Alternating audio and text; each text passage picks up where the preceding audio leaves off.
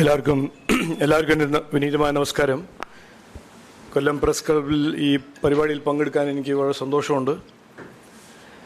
ഞാൻ 20 മിനിറ്റ് എടുക്കില്ല, ഒരു 10-15 മിനിറ്റ് എടുത്തിട്ട് നിങ്ങളുടെ ചോദ്യങ്ങളെല്ലാം അതിന് ഉത്തരം കൊടുക്കാൻ ഞാൻ ശ്രമിക്കും.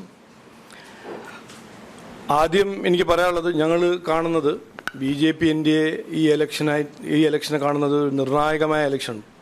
കേരളത്തിൻ്റെ രാഷ്ട്രീയ ചരിത്രത്തിൽ ഏറ്റവും നിർണായകമായ ഇലക്ഷനായിട്ടാണ് ഞങ്ങൾ ഇതിനെ കാണുന്നത്. ഞങ്ങൾ മാത്രമല്ല, ജനങ്ങളും ഇങ്ങനെ കാണുന്നു എന്നാണ് ഞങ്ങളുടെ ഒരു വിശ്വാസം.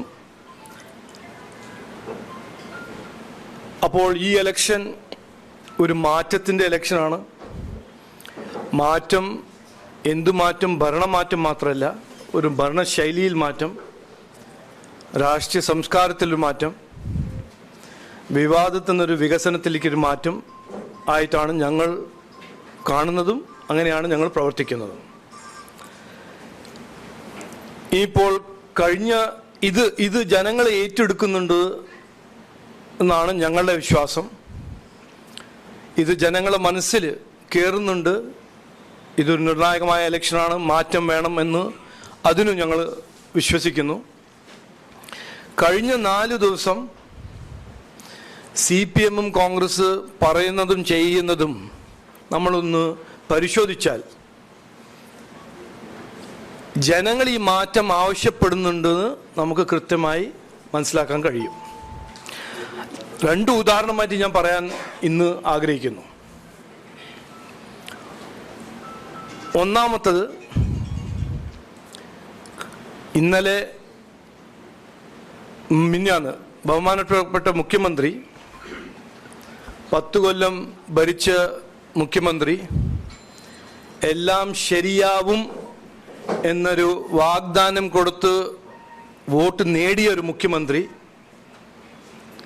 എല്ലാം ശരിയാവും എന്ന വാഗ്ദാനം കൊടുത്ത് 2 മാൻഡേറ്റ് നേടിയ മുഖ്യമന്ത്രിയോട് ഒരു യോഗത്തിൽ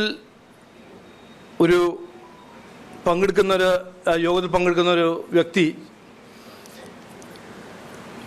കാര്യം ചോദിക്കുമ്പോൾ അദ്ദേഹത്തിൻ്റെ മറുപടി, നിങ്ങൾ വീട്ടിൽ പോയി ചോദിച്ചാൽ മതി.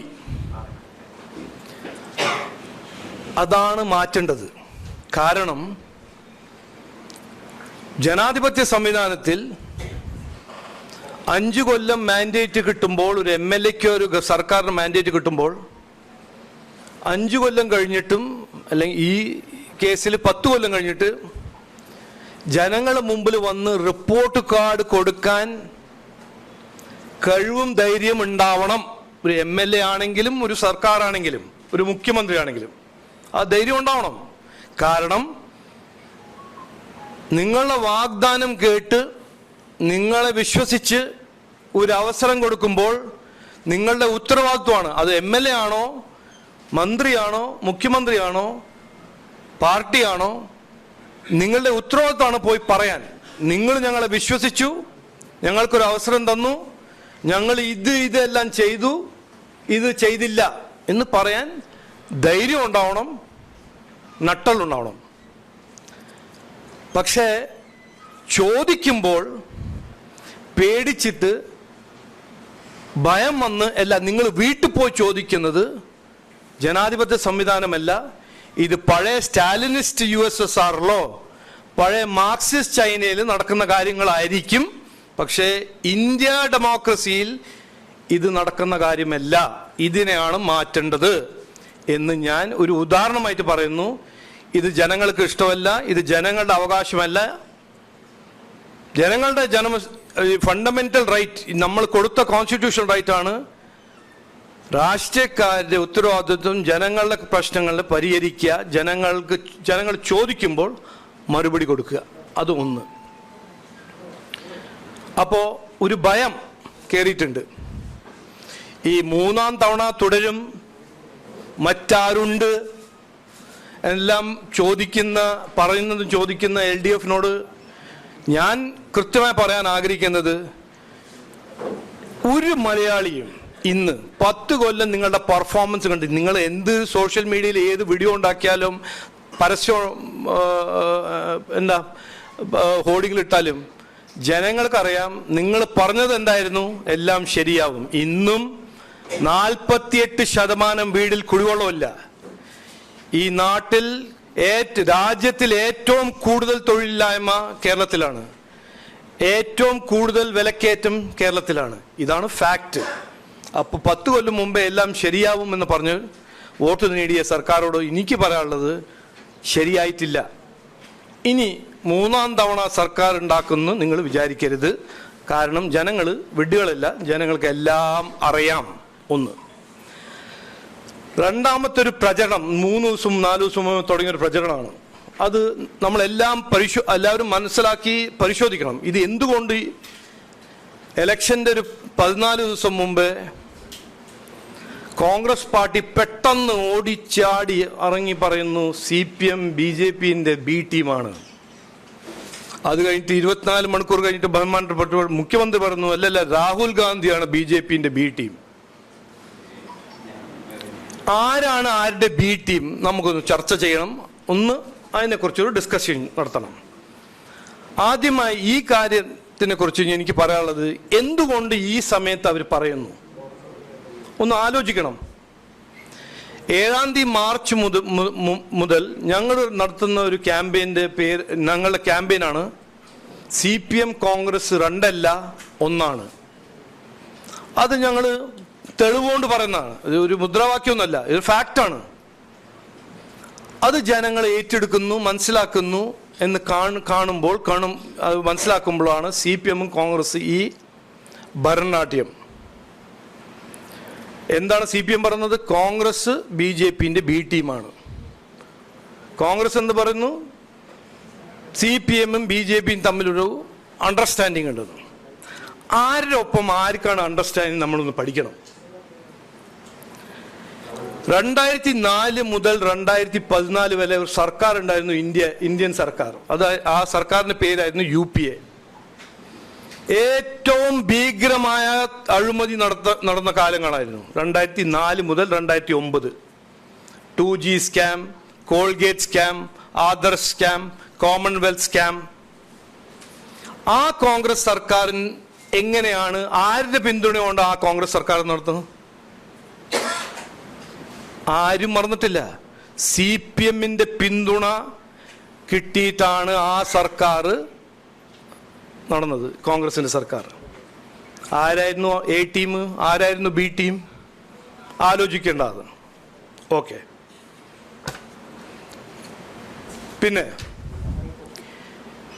27 സംസ്ഥാനത്തിൽ 8 യൂണിയൻ ടെറിട്ടറീസിൽ ആരാണ് ഒരുമിച്ച് രാഷ്ട്രീയം ചെയ്യുന്നത്, പോളിറ്റിക്സ് ചെയ്യുന്നത്? ഇന്നും തൊട്ടടുത്ത് തമിഴ്നാട്ടിൽ നടക്കുന്ന ഇലക്ഷനിൽ ആരാണ് ഒരുമിച്ച് മത്സരിക്കുന്നത്? അത് CPMഉം കോൺഗ്രസ് അല്ലേ? അപ്പൊ ആരാണ് A ടീം, ആരാണ് B ടീം? അവരെന്നെ തീരുമാനിക്കട്ടെ. ഇതിലൊരു അഭിപ്രായ വ്യത്യാസം ഇല്ലല്ലോ. ഒരുമിച്ച് പോളിറ്റിക്സ് ചെയ്യുന്നത് CPMഉം കോൺഗ്രസ് ആണ്. 27 സംസ്ഥാനം, 8 യൂണിയൻ ടെറിട്ടറീസ്, തമിഴ്നാട് ഇപ്പോൾ നടക്കുന്ന ഇലക്ഷനിലും. പിന്നെ എന്തുകൊണ്ട് BJPനെ ഇതിൽ ഉൾപ്പെടുത്തുന്നു? ശ്രദ്ധ തിരിക്കാൻ. ഞാൻ പിന്നെ ഇനിയും പറയാം. ഇപ്പോൾ നടന്ന ലോക്കൽ ബോഡി ഇലക്ഷനിൽ നടന്ന ലോക്കൽ ബോഡി ഇലക്ഷനിൽ കൊടുങ്ങല്ലൂർ മുനിസിപ്പാലിറ്റി, ഞാൻ ഉദാഹരണമായിട്ട് പറയാം. അതുപോലെ ഒരു 10-15 ഉദാഹരണമുണ്ട്. കൊടുങ്ങല്ലൂർ മുനിസിപ്പാലിറ്റിയിൽ BJP NDAക്ക് 40% വോട്ട് കിട്ടി. കോൺഗ്രസ് മൊത്തം വോട്ട് LDFന് ട്രാൻസ്ഫർ ചെയ്തില്ലേ ജയിപ്പിക്കാൻ. അപ്പൊ ആരാണ് A ടീം, ആരാണ് B ടീം?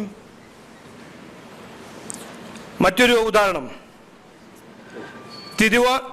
തിരുവൻവണ്ടൂർ ഗ്രാമപഞ്ചായത്ത്, ആലപ്പുഴ ജില്ല. NDAക്ക് 2020 5 സീറ്റ് കിട്ടി. പക്ഷേ ആരുടെ സഹായത്തോടാണ് LDF അവിടെ ഭരിച്ചത്? UDFന്റെ സഹായം, കോൺഗ്രസിന്റെ സഹായം. ആരാണ് A ടീം, ആരാണ് B ടീം? 2020 ഞാൻ നേമം മണ്ഡലം, എൻ്റെ മണ്ഡലമാണേ, അപ്പോൾ അതിൻ്റെ കുറച്ചൊരു എക്സ്പെർട്ടീസ് പഠിച്ച വ്യക്തിയാണ്. അതൊന്നും നമ്മൾ പരിശോധിക്കാം. 2006 കോൺഗ്രസിൻ്റെ എൻ ശക്തൻ അവിടെ ജയിച്ചപ്പോൾ കോൺഗ്രസിന് 51% വോട്ടുണ്ടായിരുന്നു. അടുത്ത ഇലക്ഷൻ 11 ഇലക്ഷൻ കോൺഗ്രസിൻ്റെ വോട്ട് മൊത്തം 34% വോട്ട് ട്രാൻസ്ഫർ ചെയ്ത് ശിവൻകുട്ടിക്ക്, CPM ശിവൻകുട്ടി. കോൺഗ്രസിൻ്റെ വോട്ട് ലെവൽ 17%. ശിവൻകുട്ടി ജയിച്ചു. UDF കാൻഡിഡേറ്റ് ചെറുപ്പറ രവി ഒരു കോൺഗ്രസ്കാരനായിരുന്നില്ല, ജനതാദളായിരുന്നു, അദ്ദേഹത്തിനെ തോൽപ്പിച്ചു. 16 കോൺഗ്രസിന്റെ വോട്ട് ഷെയർ, അതേ നിയമമണ്ഡലം, കോൺഗ്രസിന്റെ വോട്ട് ഷെയർ 11.5% വോട്ടിൽ നിന്ന് 9.5 വോട്ടായി പെർസെന്റായി. ആർക്കാണ് വോട്ട് കിട്ടിയത്? CPM-ന്റെ സ്ഥാനാർത്ഥി. എന്റെ ഇലക്ഷൻ 2024 ലോക്സഭ ഇലക്ഷൻ കോൺഗ്രസ് എങ്ങനെ ജയിച്ചു? CPI CPM-ന്റെ വോട്ട് ട്രാൻസ്ഫർ ചെയ്തിട്ടല്ലേ കോൺഗ്രസ് ജയിച്ചു. അപ്പോൾ ഇതിനെക്കുറിച്ച് കുറെ പറയാനുണ്ട്.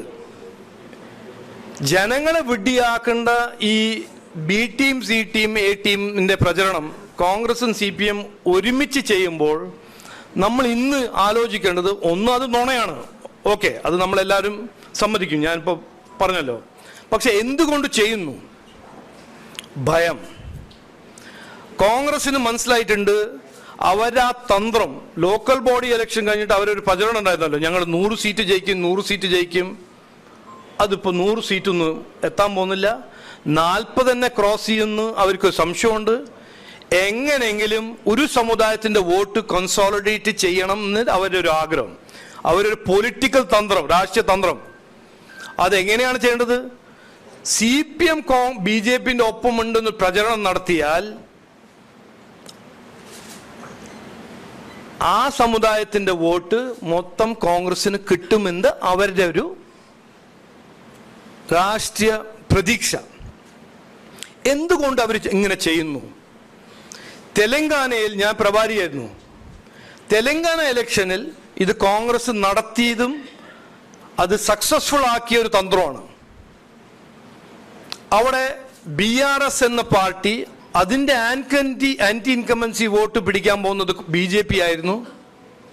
പെട്ടെന്ന് ഇലക്ഷന്റെ 10 ദിവസം മുമ്പേ, 15 ദിവസം മുമ്പേ അവരൊരു പ്രചരണം നടത്തി. കോൺഗ്രസ്, BRS-ഉം BJP-യും തമ്മിലൊരു അന്തർധാരണയുണ്ട്.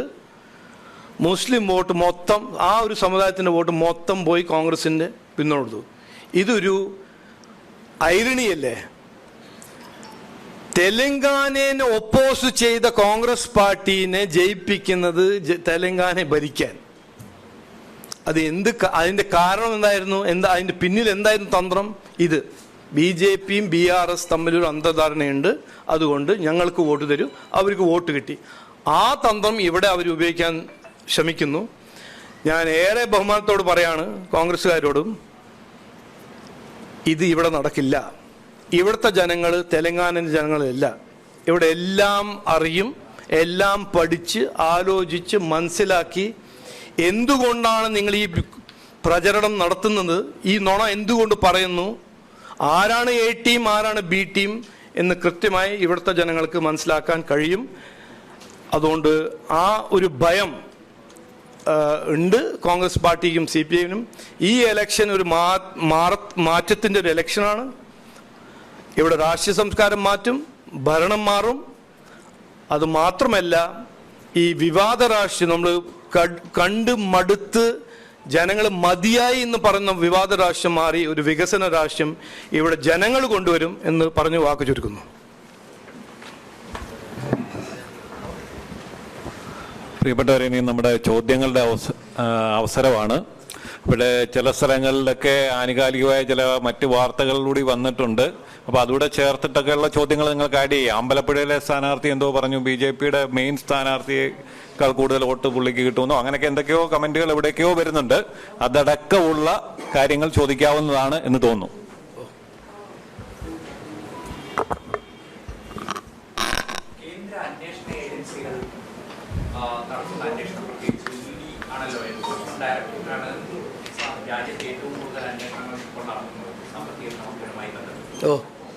സംസ്ഥാനത്ത് നിരവധി അന്വേഷണങ്ങൾ നടത്തിയിരുന്നു. എന്തെങ്കിലും റിസൾട്ട് ഉണ്ടായതായി അറിയാമോ? പ്രത്യേകിച്ചും ഈ സർക്കാരുമായി ബന്ധപ്പെട്ട കൈവരൂർ കുറ്റം, മുസ്ലിം ലീഗ് മകളുടെ മകന്റെ ഒക്കെ ഇടപാടുമായി ബന്ധപ്പെട്ട്, സ്വർണ്ണക്കടത്തുമായി ബന്ധപ്പെട്ട് ഒക്കെ എൻഫോഴ്സ്മെന്റ് ഡയറക്ടറേറ്റ് അന്വേഷണം നടത്തി. എന്തെങ്കിലും റിസൾട്ട് ഉണ്ടായതായി അറിയാമോ? ആദ്യം എനിക്ക് അതിനെക്കുറിച്ച് പറയാനുള്ളത്, അതിൻ്റെ പിന്നിൽ ആരെങ്കിലും ഇതുവരെ നടത്തിയിട്ടുണ്ടെങ്കിൽ BJPന്റെ ലീഡർ ഷോൺ ജോർജാണ്. അദ്ദേഹം എത്ര കേസ് ഫയൽ ചെയ്തിട്ടുണ്ട്, അതിൻ്റെ പിന്നിൽ അദ്ദേഹം നന്നായി വർക്ക് ചെയ്തിട്ടുണ്ട്. ഞങ്ങൾ 100% പിന്തുണയും കൊടുത്തിട്ടുണ്ട്. നോക്കൂ, ED കോർട്ട് സിസ്റ്റം, അത് നാഷണൽ ഹെറൽഡ് കേസാണോ, എക്സാലോജിക് കേസാണോ, 2G സ്കാം കേസാണോ, കോർട്ടിൻ്റെ സ്പീഡും കോർട്ടിൻ്റെ പ്രോസസ്സും അതിനെക്കുറിച്ച് എനിക്കൊരു അഭിപ്രായം ഇല്ല.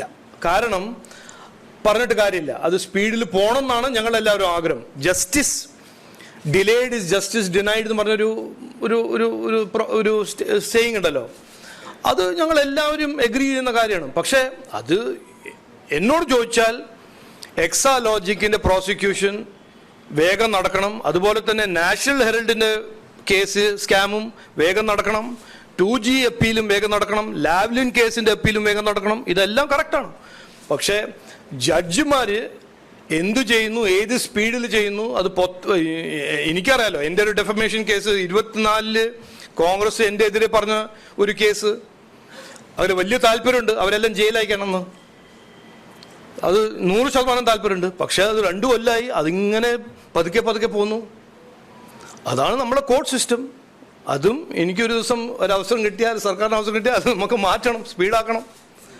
പക്ഷേ അതെടുത്ത് ഒരു സെലക്റ്റീവായിട്ട് നറേറ്റീവ് നമ്മളെ രാഹുൽ ഗാന്ധി എന്ന വിദ്വാൻ മുമ്പോട്ട് വെക്കുമ്പോൾ, അത് ഞാൻ പറഞ്ഞില്ലേ, അവർ വലിയ വിദ്വാന്മാരാണ്. എന്തെങ്കിലും എടുത്ത് എന്തെങ്കിലും പറയാം. നമ്മളുടെ കോർട്ട് സിസ്റ്റം എത്രയോ ഡിലേ ചെയ്യുന്ന ഒരു കോർട്ട് സിസ്റ്റമാണ്. ഇതാണ് സത്യം. അതിൽ സെലക്റ്റീവായിട്ട് ഒരു പാർട്ടിക്ക് ഈ പാർട്ടി BJP എന്ന ഒരു അല്ലെങ്കിൽ NDA മുന്നണി സ്പെഷ്യൽ ഡിസ്പെൻസേഷൻ കാണിക്കുന്നുണ്ടെന്നൊരു പ്രചരണം 100% തെറ്റാണ്, സില്ലിയാണ്, ബേസ്ലെസ് ആണ്, ഫൗണ്ടേഷൻ ഇല്ലാത്തതാണ്. അറിയാത്ത ആൾക്കാർ അത് പറയുന്നു, അല്ലെങ്കിൽ ഡെലിബറേറ്റ് ആയിട്ട് ആ പ്രചരണം നടത്തുന്നു. അതാണ് എനിക്ക് പറയാനുള്ളത്. മൗനം പാലിക്കുന്നോ? ഞങ്ങളോ? അയ്യോ, അങ്ങനെ പറയല്ലേ. എന്നോട് പറഞ്ഞത് ഞങ്ങൾ കൂടുതൽ സംസാരിക്കുന്നതാണ്.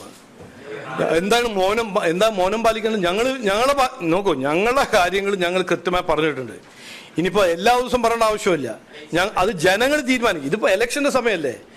ഞങ്ങൾ പറയേണ്ടത് ഞങ്ങൾ പറഞ്ഞു. എന്താണ് ഞങ്ങൾ പറഞ്ഞത്? 2 കാര്യം ശബരിമലയെ കുറിച്ച് ജനങ്ങളുടെ മുമ്പിൽ ഞങ്ങൾ എല്ലാ ദിവസവും പറയുന്നുണ്ട്, വീടായിട്ട് കയറി പറയുന്നുണ്ട്. എന്താണ്? ഒന്ന്, 2018 ഈ സർക്കാരിന് പിന്തുണ കൊടുക്കുന്ന UDFും ഉപദ്രവിച്ചു. അവിടുത്തെ സംസ്കാരങ്ങൾ ഡിസ്റപ്റ്റ് ചെയ്യാൻ ശ്രമിച്ചു. ആയിരക്കണക്കിന് ഞങ്ങളെ വിശ്വാസികളെ ജയിലിൽ അയച്ചു. 3000 പേരെതിരെ കേസ് ഫയൽ ചെയ്തു. തന്ത്രിനെ ജയിലിൽ അയക്കണമെന്ന് പറഞ്ഞു. ഞങ്ങളുടെ BJP അന്നത്തെ സംസ്ഥാന പ്രസിഡന്റ് ശ്രീധരൻപിള്ളയെ ജയിലിൽ അയക്കണമെന്ന് ആര് ആവശ്യപ്പെട്ടു? കോൺഗ്രസ്സുകാര്. ഇന്നെന്താ നമ്മൾ കാണുന്നത്? സുപ്രീം കോർട്ടിൽ ഒരു യൂട്ടേൺ അല്ല, ഒരു നാണമില്ലാത്തൊരു യൂട്ടേൺ. ഇന്നെന്താണ് സംസ്ഥാന സർക്കാർ പറയുന്നത്? ദേവസ്വം ബോർഡ് ആണ് പറയുന്നത് എന്ന് പറഞ്ഞ് അവര് പറയുന്നു തന്ത്രിയാണ് തീരുമാനിക്കുന്നത്. അങ്ങനെ ബുദ്ധി അന്ന് ഉണ്ടായിരുന്നില്ലേ? അത് ഞങ്ങൾ പറയുന്നുണ്ടല്ലോ. പിന്നെ 2ാമത്തെ കാര്യം, ഞാൻ മാത്രമല്ല, ഞങ്ങളുടെ അമിത്ഷാജിയും പറഞ്ഞിട്ടുണ്ട്, പ്രൈം മിനിസ്റ്ററും നരേന്ദ്രമോദിജിയും പറഞ്ഞിട്ട്, ഈ സ്വർണ്ണക്കൊള്ളേന്റെ പിന്നിൽ ആരാണെങ്കിലും ഉണ്ണികൃഷ്ണൻ പോറ്റി മാത്രമല്ല ഇതിന്റെ പിന്നില് മന്ത്രിമാരുണ്ട്, കോൺഗ്രസിന്റെ മന്ത്രിമാരുണ്ട്, LDFന്റെ മന്ത്രിമാരുണ്ട്. ഞങ്ങൾ അവരെ വിടില്ല. അത് ഞങ്ങൾ ഉറപ്പാണ്, ഗ്യാരണ്ടിയാണ്. മോദിജി അവിടെ വന്നപ്പോൾ പറഞ്ഞു ഇത് മോദിജിന്റെ ഗ്യാരണ്ടിയാണ്.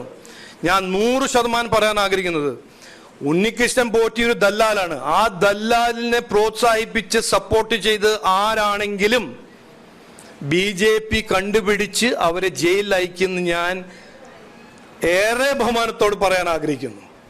ഈ തെലങ്കാനയിൽ കോൺഗ്രസ് ചെയ്തു മുസ്ലിം വോട്ട് കൺട്രോൾ ഗുരുവായൂരിലെ ഗോപാലകൃഷ്ണൻ പറഞ്ഞിരിക്കുന്നത്? നോക്കൂ, അതിനെക്കുറിച്ച് ഞാൻ കൂടുതൽ സംസാരിക്കാൻ എനിക്ക് കഴിയില്ല. കാരണം ഒരു കേസ് ഫയൽ ചെയ്തിട്ടുണ്ട്. അപ്പോൾ ഞാൻ പറഞ്ഞത് കറക്റ്റ് അല്ല. അല്ല, ഞങ്ങൾ നോക്കൂ, ഒരു മതത്തിൻ്റെ എതിരെ പറയാൻ ഞങ്ങൾ സമ്മതിക്കില്ല. ഓക്കെ, അതിൽ ഇവിടെ ഒരു ഇഫും ഇല്ല, ഒരു ബട്ടും ഇല്ല. ഞാൻ BJP NDAന്റെ നിലപാട്, BJP NDAയിൽ BJP ഉണ്ട്, 2020 ഉണ്ട്, BDJS ഉണ്ട്, മറ്റ് എത്രയോ പാർട്ടീസ് ഉണ്ട്. ഞങ്ങളുടെ പാർട്ടിയിൽ എല്ലാ സമുദായത്തിൻ്റെ ലീഡേഴ്സും ഉണ്ട്. ഞാൻ എത്രയോ തവണ പറഞ്ഞാണ്, ഞങ്ങൾ എല്ലാവരെയും ബഹുമാനിക്കും, എല്ലാ മതത്തിനെയും ബഹുമാനിക്കും, എല്ലാ വിശ്വാസികളെയും ബഹുമാനിക്കും, അവരുടെ അവകാശങ്ങൾ ഞങ്ങൾ സംരക്ഷിക്കും. അതാണ് BJP NDAന്റെ നിലപാട്. ഇതിൽ ഒരു ഇഫിൻ ബട്ടില്ല. ആരെങ്കിലും തെറ്റ് ചെയ്താൽ നിയമപരമായ അവർക്ക് പണിഷ്മെന്റ് കോർട്ട് വഴി കിട്ടും എന്നാണ് ഞാൻ ഇന്ന് പറയുന്നത്. എന്തോ അല്ല, അതൊരു കോർട്ട് ഇപ്പൊ ഒരു അഡ്ജുഡിക്കേഷൻ ലീഗൽ പ്രോസസ് ആയല്ലോ. എന്നിട്ട് ഞാൻ എന്തിനാണ് അതിന് സപ്പോർട്ട് ചെയ്യാൻ നോക്കുന്നത്? അത് നടക്കട്ടെ. അല്ല, ഇതില് അല്ല നോക്ക്, ഒരു മിനിറ്റ്. അദ്ദേഹത്തിന്റെ വീഡിയോ ഞാൻ അന്ന് രാത്രി കണ്ടു. അദ്ദേഹം ഒരു കാര്യം പറഞ്ഞു, അതിൽ രണ്ട് അഭിപ്രായമുണ്ട്. ഒന്ന്, ഒരു സമുദായത്തിന്റെ എതിരെ പറയുന്നു ഒരു അഭിപ്രായം. മറ്റൊരു അഭിപ്രായം, അദ്ദേഹം പറയുന്നു ഗുരുവായൂരാണ്, ഞാൻ എന്നൊരു ഹിന്ദു വിശ്വാസി, ഗുരുവായൂർ വിശ്വാസി, എനിക്കൊരു അവസരം തരുമെന്നാണ് മറ്റൊരു അഭിപ്രായം. അത് എന്താണ് കൃത്യമായിട്ട് ലീഗൽ പ്രോസസ്സ് വഴി നമ്മൾ കണ്ടുപിടിക്കാം. അത് ഹേറ്റ് സ്പീച്ച് ആണെങ്കിൽ ആ ഹേറ്റ് സ്പീച്ചിന്റെ നിയമത്തിൽ പ്രാവധാനം ഉണ്ടല്ലോ.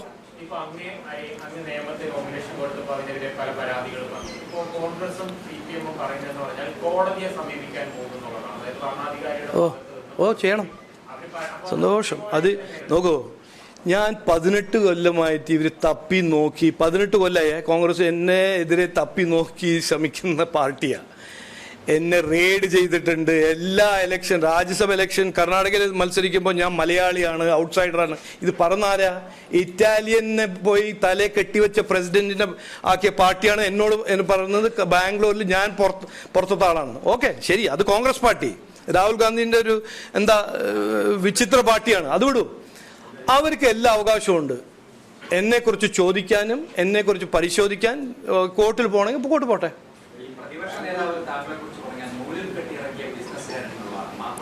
നോക്കൂ, ഒന്നും പറയാനില്ലെങ്കിൽ നോക്കൂ, CPM-കാർ എന്നെ കുറിച്ച് പറയുന്നത് ഞാൻ വ്യവസായിയാണ്, കോൺഗ്രസ്സുകാർ പറയുന്നു എനിക്ക് മുണ്ടെടുക്കാൻ അറിയില്ല, മലയാളം ശരിക്കും പറയാനറിയില്ല, ഞാൻ വ്യവസായിയ ബിസിനസ്മാനാണ്.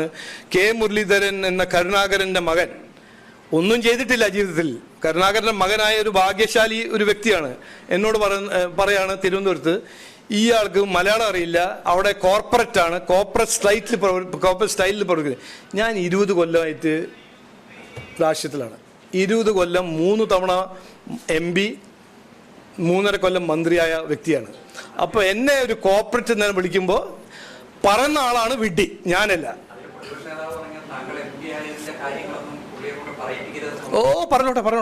പറഞ്ഞോട്ടെ. ഞാൻ അവിടെ പരവൂർ പോയ ആളാ. 20 കൊല്ലമായ കുത്തിയിരിക്കുന്ന ഒരു MLA, ഒന്നും ചെയ്യാത്തൊരു MLA ആണ്. ഞാൻ പറയുന്നല്ലോ, അവിടെ ഒരു അദാലത്ത് നടന്നപ്പോൾ 5000 പേര് വന്നു, 3000 സംതിങ് ആൾക്കാർ വന്നു. കുടിവെള്ളമില്ല, വീടില്ല, റോഡില്ല, ഇലക്ട്രിസിറ്റി ഇല്ല. എന്നിട്ടാണ് MLA. അല്ല, അതല്ല പറയാം, അത് വർദ്ധിക്കുന്നുണ്ട്. കാരണം ഇതുവരെ എന്നാണ് ഞാൻ മാറ്റം എന്ന് പറയുന്നത്. ഇതുവരെ ഈ കേരള രാഷ്ട്രീയത്തിൽ CPM വീണാൽ UDF-ന് അവസരം, UDF വീണാൽ CPM-ന് അവസരം. അതായിരുന്നല്ലോ ഇതുവരെ രീതി. 70 കൊല്ലം. അതാണ് മാറാൻ പോകുന്നത്. ഇനിയിപ്പോൾ ജനങ്ങളുടെ മുമ്പിൽ ഒരു 3ാമത്തെ ഓൾട്ടർനേറ്റീവ് ഉണ്ട്. ശരിക്കും 3ാമത്തെ അല്ല, 2ാമത്തെ ഓൾട്ടർനേറ്റീവ്. ഇവർ രണ്ടും ഒന്നാണ്. NDA മറുവശത്ത് ഒരു ഓൾട്ടർനേറ്റീവ്. അതാണ് ഞാൻ പറയുന്നത്. അല്ല, പിന്നെ അങ്ങനെ എന്നെ ഭീഷണിപ്പെടുത്താൻ അത് പ്രതിപക്ഷ നേതാവൊന്നും ശ്രമിക്കണ്ടേ, അത് പറഞ്ഞാൽ മതി. കോൺഗ്രസും CPM ഒരുപോലെ ആരോപണം ഉന്നയിക്കുന്നതിന്റെ ഒരു സൈഡിൽ BJP ഉണ്ട് എന്നുള്ളതാണ്. കോൺഗ്രസ് പറയുന്നത് ഈ പാലക്കാട് പോലൊരു സീറ്റില് ഒരു വ്യവസായിയെ CPM നടത്തി BJP-യെ സഹായിക്കും എന്നുള്ളത്. തിരിച്ച് CPM കഴക്കൂട്ടം പോലൊരു സീറ്റില് ഈ ശരത്ചന്ദ്ര പ്രസാദെ പോലെ ഒരാളെ നടത്തി അവിടെ പുള്ളിയെ സഹായിക്കാം. അങ്ങനെ പല സ്ഥലങ്ങളിലും ഇപ്പൊ കൊല്ലത്ത്. അപ്പോ എന്താണ് അഭിപ്രായം? ഞങ്ങൾ 2 പാർട്ടീന്റെ B ടീമാണെന്നോ? ഞങ്ങൾ ഇത് നിങ്ങളെല്ലാം വലിയ എക്സ്പീരിയൻസ്ഡ് റിപ്പോർട്ടേഴ്സാണ്, മാധ്യമസുഹൃത്ത് എത്രയോ പൊളിറ്റിക്കൽ നോളജുള്ള വ്യക്തികളാണ്. നമ്മൾക്ക് ഇതെല്ലാം എനിക്ക് മനസ്സിലാവുന്നുണ്ടല്ലോ, സാമാന്യ ബുദ്ധിയുള്ള വ്യക്തിയാണ്. ഇത് ശ്രദ്ധ തിരിക്കാനല്ലേ, വിഡ്ഢിയാക്കാനല്ലേ പറഞ്ഞ്? ഞങ്ങളാണോ തീരുമാനിക്കേണ്ടത് CPM ആരാ സ്ഥാനത്ത്? ഇത് എന്താണ് പറയുന്നത്? CPM BJP തമ്മിൽ ഏത് ലോകത്തിലാണ് അണ്ടർസ്റ്റാൻഡിങ്? ഞങ്ങൾ എത്ര പ്രവർത്തകരെ കൊന്ന പാർട്ടിയല്ലേ CPM? എനിക്കത് ഞാൻ ഇന്ന് രാവിലെ എണീറ്റിട്ടോ എനിക്കൊരു വലിയൊരു ജീനിയസ് ഐഡിയ വന്നാൽ CPM ഒപ്പം ഒരു അണ്ടർസ്റ്റാൻഡിങ് ഉണ്ടാവണമെന്ന് പറഞ്ഞാൽ എന്നെ ആദ്യം തല്ലാൻ വരുന്നത് പ്രശാന്തായിരിക്കും. ഇത് സാധിക്കില്ല എന്ന്. ഇത് നമ്മളുടെ പാർട്ടീൻ്റെ ഐഡിയോളജീൻ്റെ 100% ഓപ്പോസിറ്റ് അല്ലേ ഇവര്. എങ്ങനെ ഞങ്ങൾ ഇവരൊപ്പം പ്രാവശ്യം ചെയ്യും? ഇതെല്ലാം ഞാൻ ഏറെ റെസ്പോൺസിബിലിറ്റി പറയാം. ഇത് ജനങ്ങളെ ശ്രദ്ധ തിരിക്കാനാണ്.